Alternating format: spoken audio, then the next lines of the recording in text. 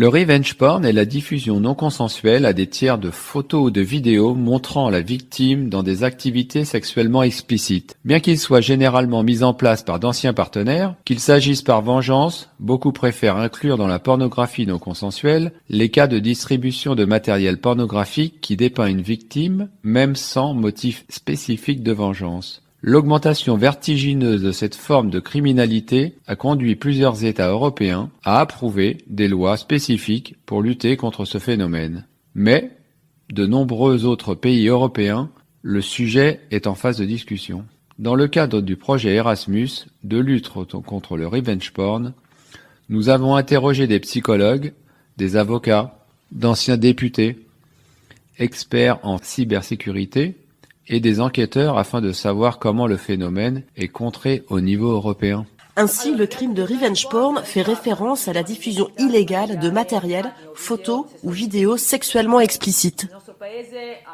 Notre pays introduit le crime de revenge porn en août 2019 et prévoit une peine d'1 an à 5 ans d'emprisonnement et une amende de 5 000 à 15 000 euros pour tout individu divulguant ou entrant en possession, puis diffusant des images ou des vidéos qui se rapportent clairement à la sphère intime et sexuelle d'une autre personne qui n'a pas donné son consentement pour cette diffusion.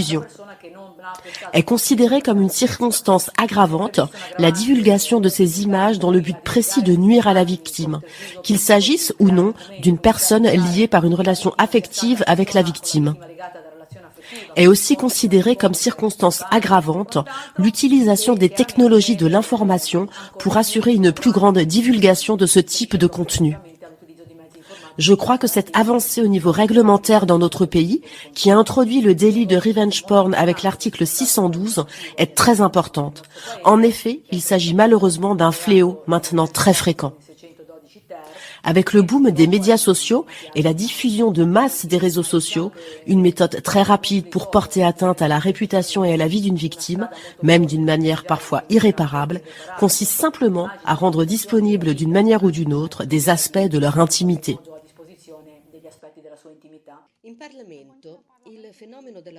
Au niveau du cabinet du Parlement, le phénomène de la pornographie non consensuelle ou du revenge porn est peu considéré.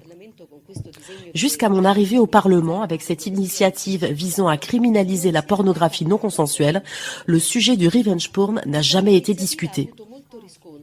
Le déclencheur a été un cas qui a reçu beaucoup de réactions dans la presse indépendante et a suscité un grand débat public. Suite à ça, j'ai décidé que je devais me concentrer davantage sur ce phénomène. C'est ainsi que j'ai découvert qu'il existait de nombreux cas de pornographie non consensuelle. J'ai pris contact avec diverses associations qui soutiennent les femmes victimes de pornographie non consensuelle et d'autres types de problèmes, et en parlant avec ces victimes, j'ai réalisé que nous étions face à un vide législatif.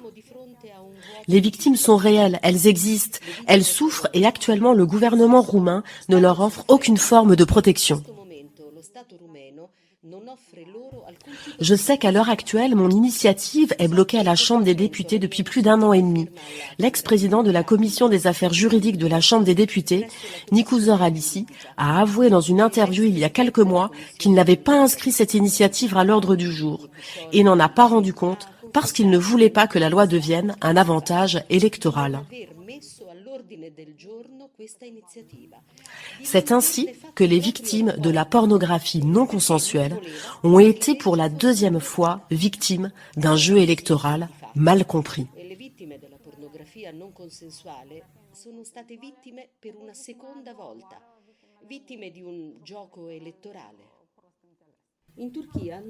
Il n'y a pas de loi contre la vengeance pornographique en Turquie, mais les institutions juridiques la traitent comme un aspect de la protection de la vie privée en ligne. La vie privée commence quand une personne ne veut pas qu'une situation soit accessible par d'autres personnes. La vie privée, c'est cette partie de notre vie que les autres ne connaissent pas.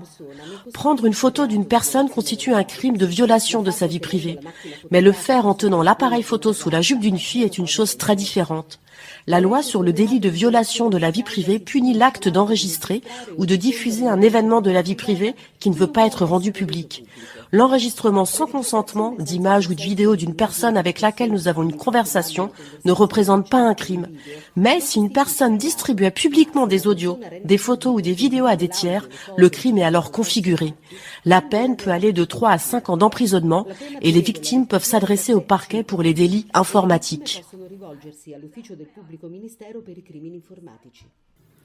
Mais quels sont les effets psychologiques sur les victimes de revenge porn? Les experts que nous avons interrogés ont donné des réponses unanimes. Ce traumatisme psychologique peut causer un trouble de stress post-traumatique qui peut devenir parfois complexe. Ensuite, des pensées intrusives se produisent, pouvant engendrer des changements significatifs dans le mode de vie. Cela se traduit par des réponses anxieuses durant des situations peu stressantes. D'autres symptômes apparaissent également, liés par exemple à des altérations du cycle du sommeil et parfois aussi des altérations importantes, substantiellement du point de vue du comportement alimentaire, et dans certains cas, il est enregistré l'émergence d'idées suicidaires. Les conséquences sont plutôt subjectives et liées à l'âge de la victime de ce phénomène. Des attaques de panique apparaissent, de l'anxiété, de la dépression, qui sont fondamentalement les symptômes classiques du stress post-traumatique. Les idées suicidaires peuvent également émerger, qui malheureusement se matérialisent parfois. La peur surgit. Les victimes vivent dans un climat constant de terreur. Elles peuvent aussi développer des troubles de la personnalité de type paranoïaque. Elles se sentent pourchassées et constamment sous la menace de l'agresseur, et parfois elles peuvent aussi atteindre la dissociation. Mais les maux les plus courants en principe restent la dépression et l'anxiété, communes à tous les âges. Nous avons demandé à nos experts quelles sont les contre-mesures technologiques pour lutter contre les phénomènes du revenge porn. Ce type de mesures de sécurité, bien qu'elles semblent bonnes sur le papier, sont presque un mythe. Il est possible de prendre une photo avec un deuxième appareil pour cette même conversation. Sur cette même photo ou vidéo, il n'est pas pertinent que le téléphone mobile lui-même ne puisse pas prendre une capture d'écran et enregistre le même contenu. En parlant par exemple des versions PC comme WhatsApp Web ou Facebook Messenger, prendre une capture d'écran de votre ordinateur est beaucoup plus simple et moins contraignant que sur votre téléphone mobile. Ainsi, ces formes de protection sont plutôt superficielles. Tant qu'il y aura d'autres méthodes mécaniques pour sauvegarder une copie de ce qu'ils partagent en ligne ou enregistrer une vidéo avec un deuxième appareil, ces mesures seront inefficaces.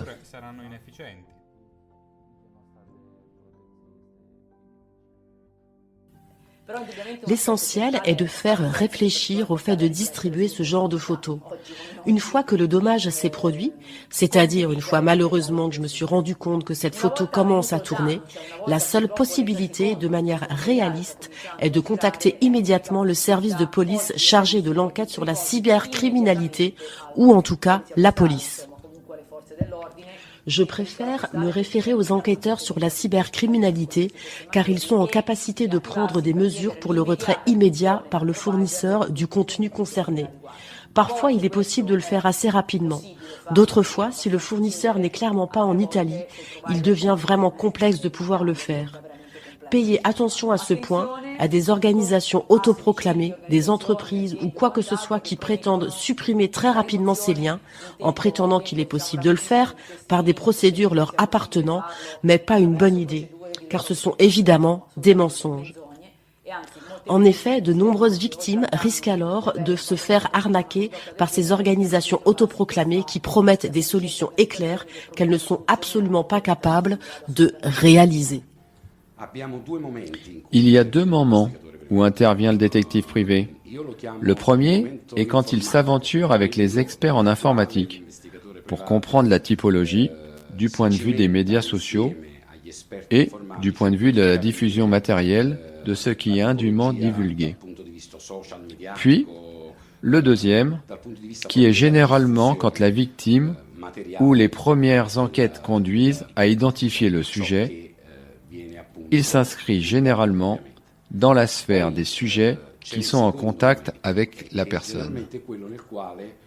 À ce stade, L'investigateur commence par ces techniques les plus classiques, c'est-à-dire s'il est nécessaire de faire de l'observation statique, de la dynamique d'activité, d'identifier certains types d'habitudes, puis de recueillir des preuves de rencontres entre des sujets qui ont participé à la diffusion, ou de comprendre si le sujet se considère réellement innocent et s'il fréquente des environnements criminels. Cependant, certaines caractéristiques psychologiques sont considérées comme plus fréquentes chez les délinquants, quel que soit le crime de vengeance pornographique.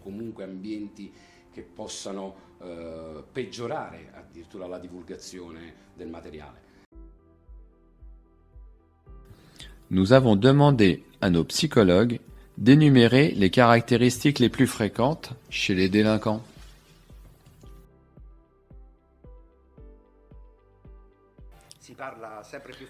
Nous parlons de plus en plus fréquemment de la soi-disant triade noire, où nous avons des traits de personnalité très particuliers, tels que le machiavélisme, le narcissisme ou les traits de psychopathie.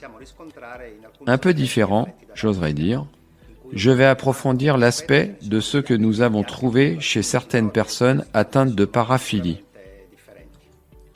Ainsi, la victime peut identifier certains traits personnels de l'auteur du revenge porn, quand il y a une relation entre la victime et le sujet. En plus de cela, certains aspects de la personnalité du suspect sont souvent présents.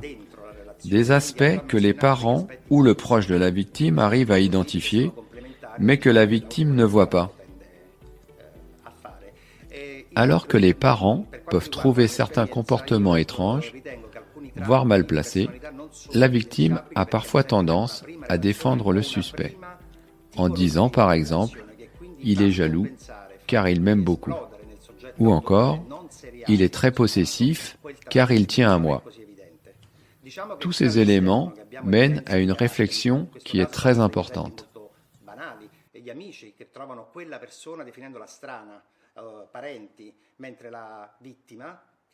Che dopo sarà vittima non l'identifica, quindi è molto difficile intravedere questo se non identificandoli con delle accezioni positive. È molto geloso perché mi vuole molto bene, è molto possessivo e quindi è una bellissima domanda perché induce ad una riflessione molto importante.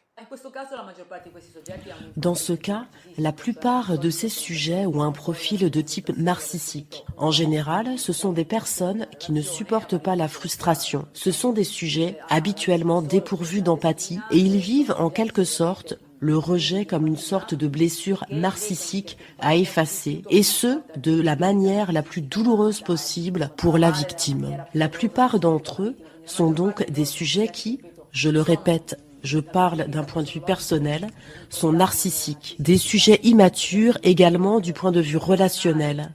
Des sujets qui, une fois la relation terminée, ne veulent pas faire un pas en arrière par rapport à ce qu'ils ont évidemment ressenti, comme un contrôle sur le partenaire. Et par conséquent, s'ils ne peuvent pas l'avoir, ils essaient de le dévaloriser de la manière la plus terrible et irrémédiable possible.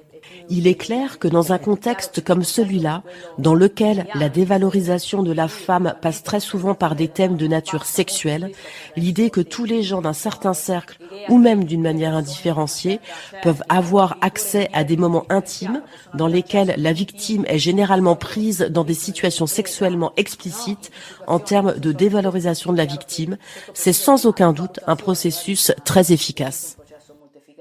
Un caso specifico che io ho seguito in seguito anche ad una denuncia penale. Un cas spécifique que j'ai suivi est celui d'une plainte pénale au tribunal de Santa Maria Capua Vetere, avec qui j'ai pu collaborer en tant que consultant partisan sur des photos du membre de l'ex-petite amie envoyée en ligne qui mettent en doute, disons, ses capacités physiques et sexuelles pour frapper la victime dans son intimité. Des enquêtes criminelles sont actuellement en cours car la victime a eu des pensées suicidaires. Quindi si andava praticamente a colpire l'uomo proprio nella sua intimità, nella sua virilità. Attualmente è in corso un procedimento penale dove lo stesso ragazzo ha pensato al suicidio. Un cas de revenge porn qui m'a préoccupé au niveau professionnel est celui d'une femme qui a utilisé des contenus sexuellement explicites pour se venger d'un ex ou même de plusieurs ex. Le mode opératoire était le suivant.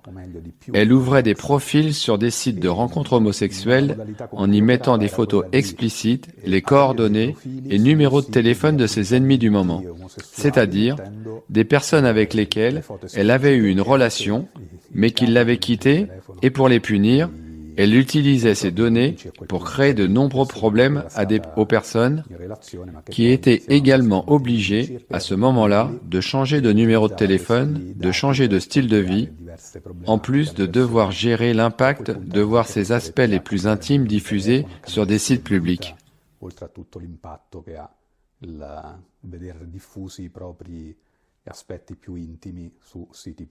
Les États européens devraient renforcer non seulement le contraste entre la criminalité médiatique, mais aussi les réseaux de prévention, en commençant par les écoles et les plus jeunes, en assurant la présence de psychologues et d'autres professionnels de santé.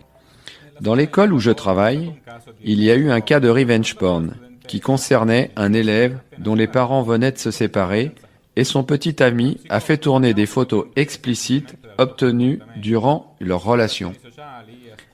Après cet incident, ses relations sociales à l'école ont commencé à se détériorer.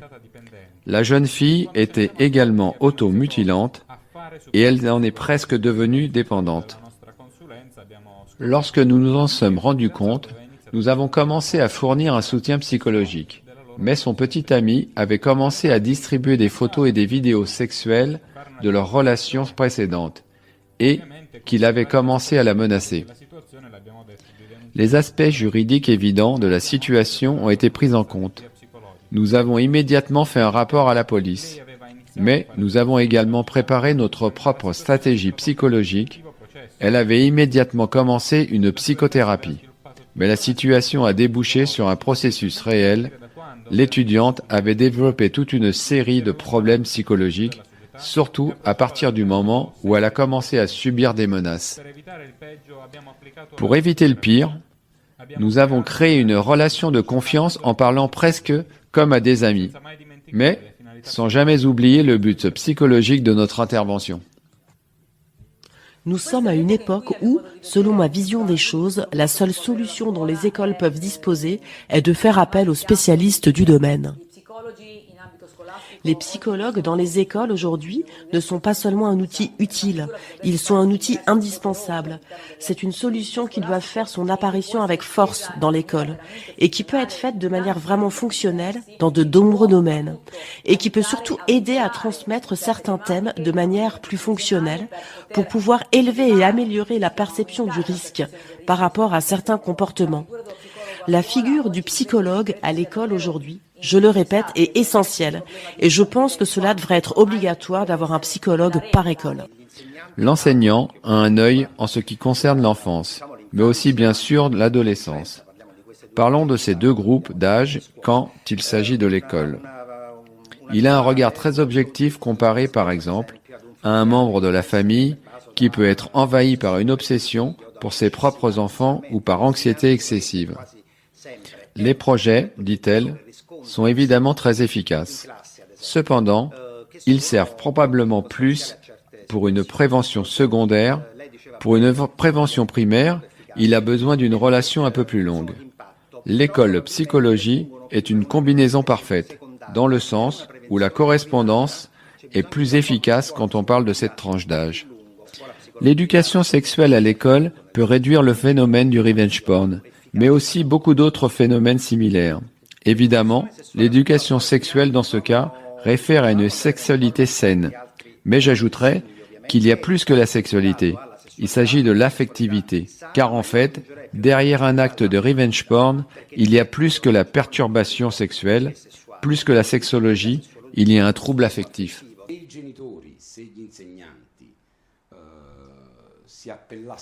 Le détective privé joue un rôle clé au niveau de l'école lorsqu'il participe avec d'autres professionnels à des activités de prévention de la criminalité. Ainsi, pour faire comprendre, en parlant d'expériences directes, faites et vécues, pour faire comprendre aux jeunes que certains comportements sont apparus parce qu'ils ont fait l'objet d'une enquête, donc celui qui a enquêté c'est le sujet, qui pouvait ensuite transmettre des connaissances sur la prévention. Far capire ai giovani che determinati comportamenti sono venuti fuori perché indagati. Quindi colui che indagava era il soggetto che poteva poi trasmettere la conoscenza per prevenire.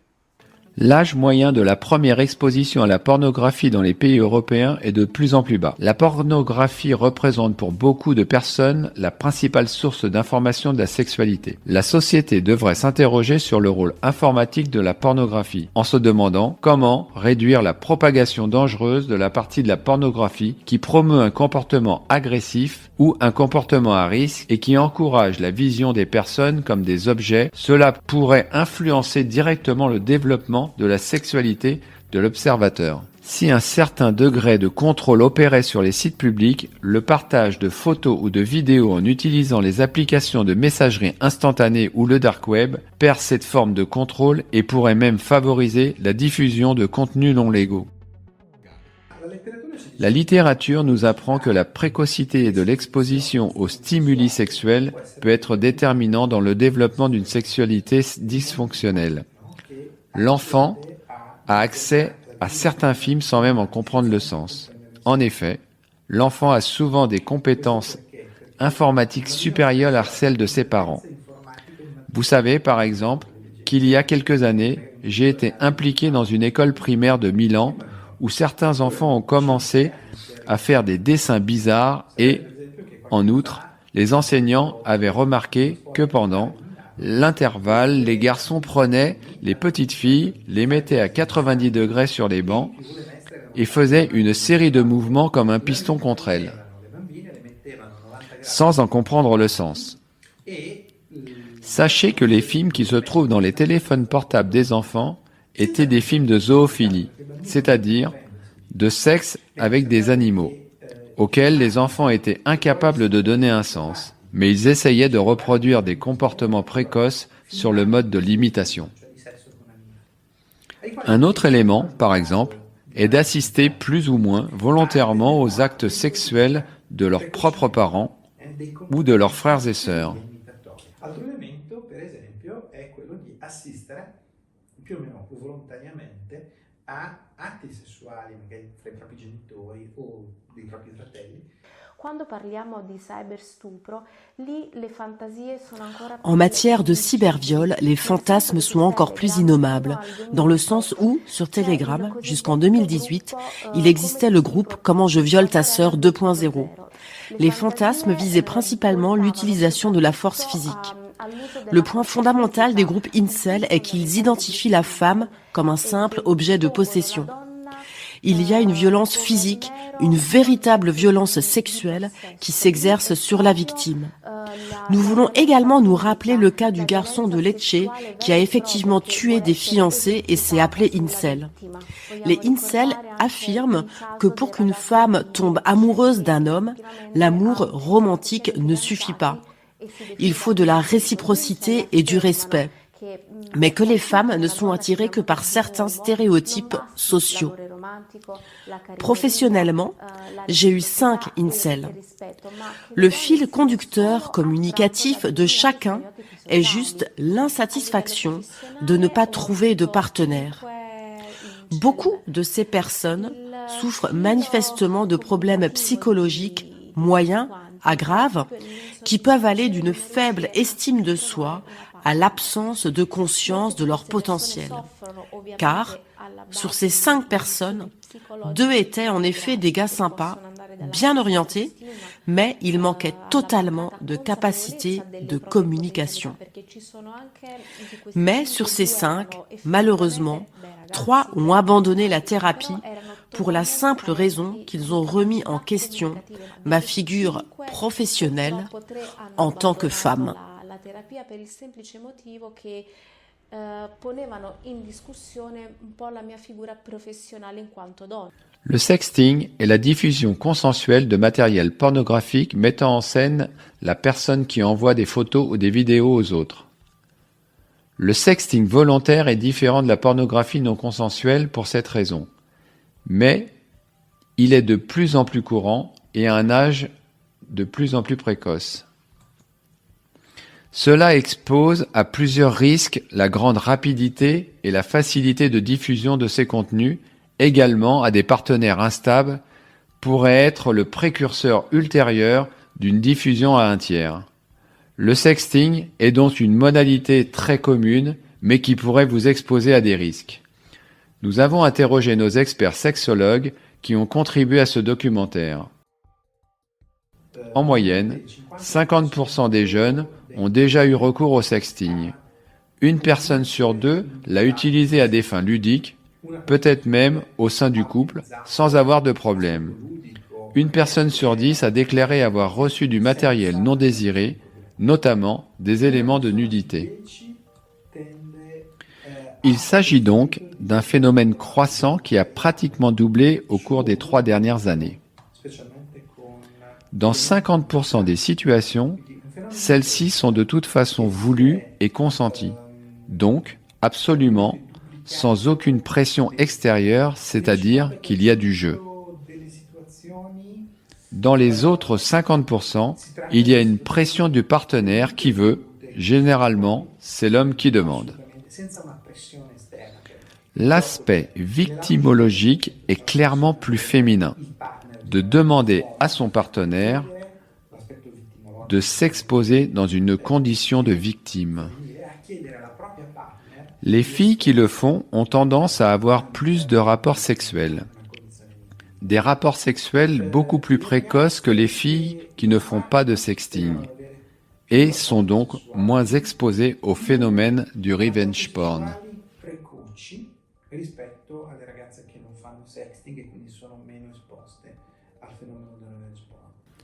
Les données sur le sexting sont en augmentation et elles le seront de plus en plus. Le sexting est désormais une réalité qui est entrée dans les habitudes, non seulement des plus jeunes, qui sont des digital natives, mais aussi des adultes. Cela conduit à un scénario qui ne nous permet pas d'envisager l'avenir de manière optimiste, car il est inévitable et personne ne peut freiner le partage. Je pense que le sexting en lui-même est un aspect positif dans la pratique de la psychothérapie de couple, car il est aussi suggéré pour revitaliser une activité sexuelle qui se fatigue ou qui a un moment d'absence. Par conséquent, l'utilisateur du sexting en soi n'est pas un criminel, elle peut être aussi positive, mais elle doit être faite avec prudence et dans le cadre d'une intimité qui peut être plus polie. Le revenge porn et le sexting sont évidemment deux choses totalement différentes. Elles auront, à mon avis, des évolutions très différentes. Le sexting va peut-être augmenter, mais il n'est pas nécessaire de le réglementer. Il est en effet sain, mais a évidemment des implications. Quant au revenge porn, heureusement, regardons la loi de 2019 et le code rouge. Les mesures de contraste sont nombreuses et augmentent de plus en plus. Et donc, peut-être qu'à l'avenir, le phénomène cessera. C'est une très jolie fille. Le beau gosse de la classe lui fait la cour et lui demande de lui envoyer quelques photos. Pas particulièrement érotiques, mais simplement d'elle en sous-vêtements. Elle accepte. Gardez à l'esprit que l'un des facteurs importants du sexting est lié à la pression du partenaire.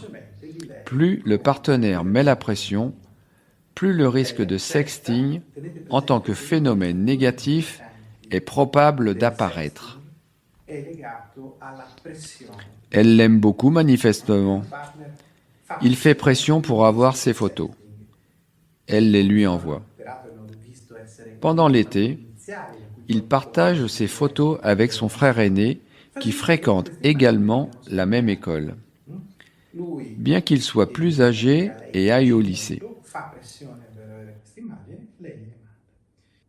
Durante l'estate, lui condivide queste À ce stade, nous avons le sexting secondaire, c'est-à-dire que l'image commence à circuler parmi les camarades de classe du grand frère qui commencent à se moquer d'elle. Quell'immagine comincia a Nous sommes en été. viaggiare À l'automne, all'interno dei les images de cette fille se retrouvent facilement sur Internet. cominciano a viralizzare. Siamo in estate, in autunno, l'immagine Le résultat est que cette fille devient le sujet d'un mécanisme typique de victimisation secondaire. stato è che questa ragazza L'école l'apprend, fatta oggetto l'école la suspend, di un meccanismo che è quello della elle risque l'expulsion de l'école. La scuola viene a sapere la cosa, la scuola la sospende e rischia l'espulsione dalla scuola stessa. De nombreuses victimes de revenge porn sont menacées par le phénomène de la sextorsion. Celui qui détient des photos ou des vidéos montrant la victime dans des conditions sexuelles explicites peut la menacer, lui demander de l'argent ou une coopération tout à fait désavantageuse pour les victimes. Le revenge porn a aussi un grand nombre, malheureusement en augmentation, de vidéos filmées, c'est-à-dire extorquées, et donc non envoyées. Extorquer signifie que le sujet, dans ce cas, je parle un peu plus au féminin, est drogué ou physiquement forcé sous la menace et autres situations similaires.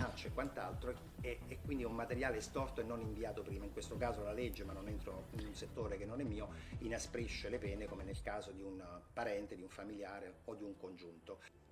Il y a aussi une petite partie mineure qu'on appelle en anglais la sextorsion, c'est-à-dire l'extorsion par voie sexuelle. Via des applications ou des sites de rencontres, les gens sont incités à partager du matériel intime sexuel explicite qui est ensuite utilisé pour extorquer de l'argent ou d'autres types de faveurs.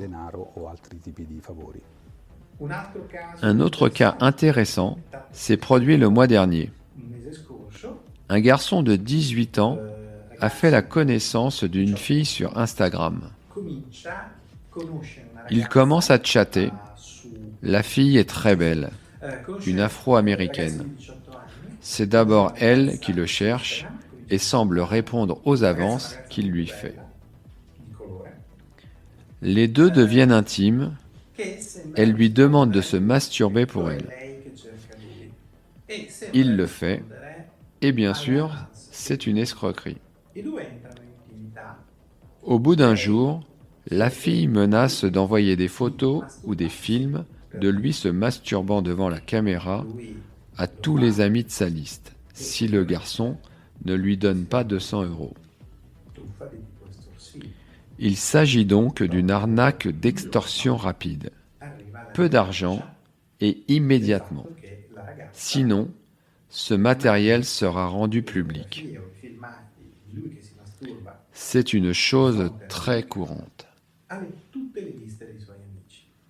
Une autre forme de revenge porn peut être celle-ci dans des situations un peu plus adultes. 100 euro, quindi una truffa estorsiva. Nous avons un jeune de 24 ans qui, un soir, trouve un site pornographique particulièrement intéressant. Questa è una cosa molto frequente. Ce site permet également l'utilisation des caméras vidéo Con situazioni un pochettino à travers une série de chats vidéo où les gens peuvent voir et allumer la caméra. trova un sito Il oublie qu'il est entré sur ce site, va sur un autre site pornographique et se masturbe en regardant un film pornographique. quindi attraverso una serie Le lendemain, il reçoit une extorsion de 2000 € ok, parce que la caméra avait été trafiquée, en ce sens qu'au moment où il était connecté, un malware a été installé sur son ordinateur, c'est-à-dire un logiciel qui a changé l'usage de sa caméra, qui lui permettait d'être filmé en train de se masturber sans le savoir. estorsione e qui siamo intorno ai Une autre forme de sextorsion ou de revenge porn est le suivant. la telecamera Un couple est sur le point de se séparer. Le mari accède à tous les mots de passe de sa femme sur différents réseaux sociaux. Dans les mois qui suivent, la femme entame une relation avec une autre personne. Les deux ont des rapports sexuels ensemble. Puis, ils échangent des photos de ce qu'ils ont vécu. Ils sont allés dans un motel, ont pris des photos, puis elle lui a envoyé les plus belles. Le mari, qui contrôlait depuis des mois les réseaux sociaux de la femme, intercepte ces photos qui sont utilisées sous forme d'extorsion pour obtenir des avantages sur le contrat avec les enfants du couple et ensuite pour obtenir des avantages économiques. Si elle n'avait pas accepté le divorce dans ces conditions, l'ex-mari aurait montré à tout le monde les photos qu'elle avait faites avec le nouvel amant. Il contatto con I figli della coppia e poi per ottenere dei benefici di tipo economico. Se lei non avesse accettato il divorzio a quelle condizioni, l'ex marito avrebbe mostrato a tutti le fotografie che aveva fatto con il nuovo amante. Nous avons enfin demandé au projet Erasmus+, des stratégies efficaces pour lutter contre le revenge porn, directement auprès des victimes. Comment faire face aux problèmes et comment pouvoir prévenir ce phénomène. L'école pourrait faire beaucoup, surtout si l'on considère que nous y passons beaucoup de temps. En pratique, les enseignants pourraient par exemple nous guider pour discuter de la responsabilité et des limites. Je pense que les situations de ce genre se multiplient rapidement car tout le monde ne comprend pas que tout n'est pas un jeu ou le fait que certains comportements peuvent avoir des conséquences futures. Bien sûr, en parler à la maison serait l'idéal, mais pour ceux qui ne peuvent pas, pour diverses raisons, y avoir accès à l'école pourrait être une solution. Je pense également qu'il serait formidable de pouvoir compter sur quelqu'un à l'école pour nous aider. Je pense que certaines leçons seraient utiles ou des textes pour nous guider lorsque nous avons un problème ou pour avoir à qui nous pouvons nous adresser. Nous savons tous qu'il existe des psychologues, consultants, professeurs et ce ne serait pas mal d'aborder ces questions avec le risque ou ce que l'on peut faire après de tels problèmes. Je pense que c'est un problème de génération ou de mentalité. Les enseignants à l'école devraient comprendre que nous sommes une nouvelle génération et que nous sommes plus ouverts et que nous avons davantage accès à l'information. Le problème est peut-être que nous ne savons pas quoi faire de ces informations et de cette liberté. De cette façon, les enseignants peuvent nous aider avec leurs enseignements, avec des campagnes d'information ciblées. Je pense que de cette façon, il serait beaucoup plus facile pour nous de comprendre les répercussions de certaines actions. Les professeurs devraient être plus ouverts avec nous, surtout envers ceux qui n'ont personne à qui parler à la maison. L'Internet est plein de gros titres comme le trafic de personnes, le vol d'ordinateurs, la prostitution. Mais qu'est-ce que c'est vraiment et comment peuvent-ils nous nuire ? Si vous étiez le chef d'établissement, que feriez-vous en ce qui concerne les menaces relatives à la communication sur Internet ? Des campagnes d'information, beaucoup et sur tous les sujets, qui expliquent comment on peut devenir une victime, quelles sont les répercussions, à quelle personne demander de l'aide. Je pense également que ces campagnes devraient commencer dès le collège, car aujourd'hui, la plupart des 13-14 ans n'utilisent que l'Internet. Je ferai des campagnes en ligne, mais aussi des documents imprimés. J'organiserai des cours avec des personnes compétentes qui connaissent ce sujet. Et je demanderai également aux enseignants et aux psychologues scolaires d'en parler avec les élèves pour mieux comprendre ce qu'ils savent et ce qu'ils pensent.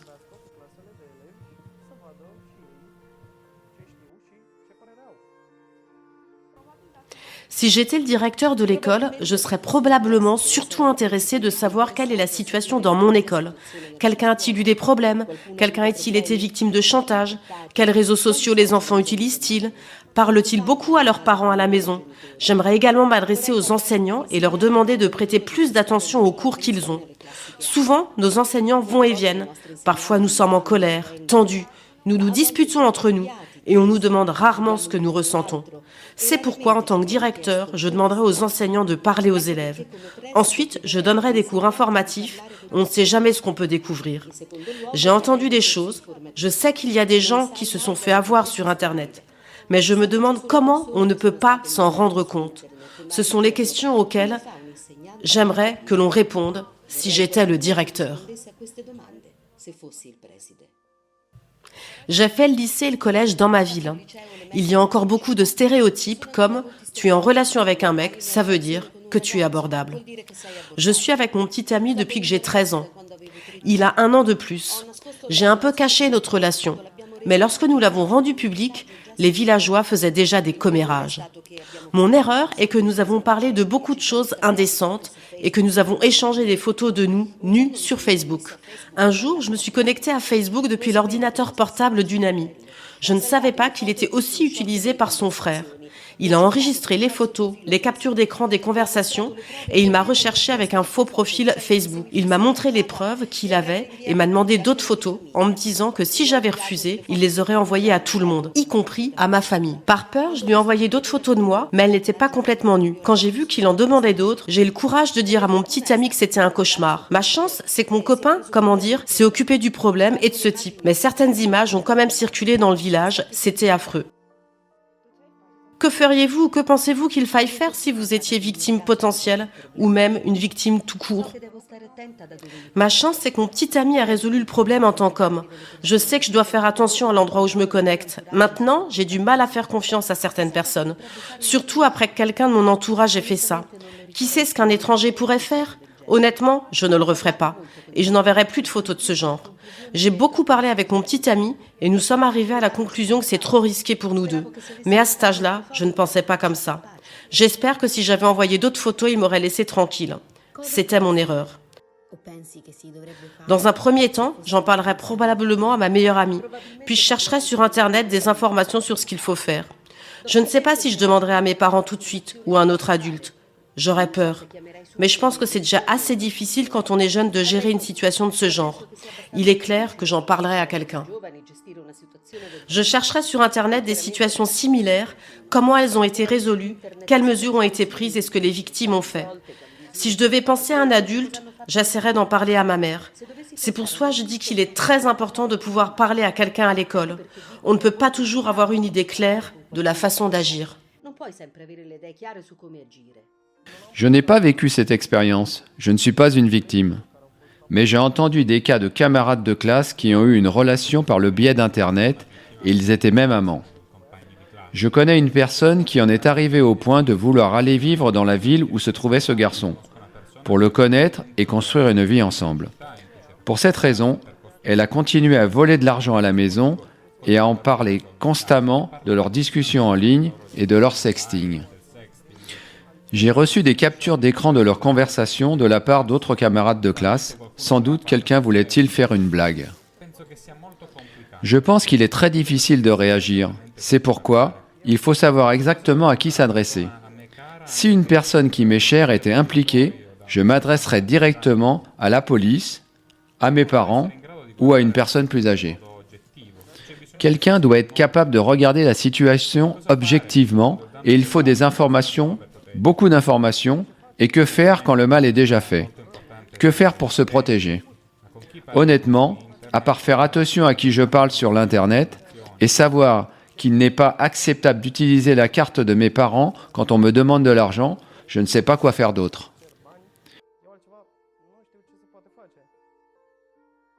Plusieurs États européens ont élaboré une loi sur la lutte contre la pornographie de revenge. Beaucoup d'autres États n'ont pas eu de loi de référence, mais, dans tous les cas, le résultat n'est pas atteint. La durée du processus, d'une part, et la difficulté de développer un réseau de soutien psychologique pour les victimes peuvent conduire au pire, à des difficultés dans la gestion du stress post-traumatique ou dans la gestion des idées suicidaires qui se transforment parfois en suicide. Il est nécessaire de développer des réseaux éducatifs, des réseaux de soutien aux victimes, des réseaux de prévention du revenge porn. Car le comportement individuel est la principale action à responsabiliser pour réduire le revenge porn.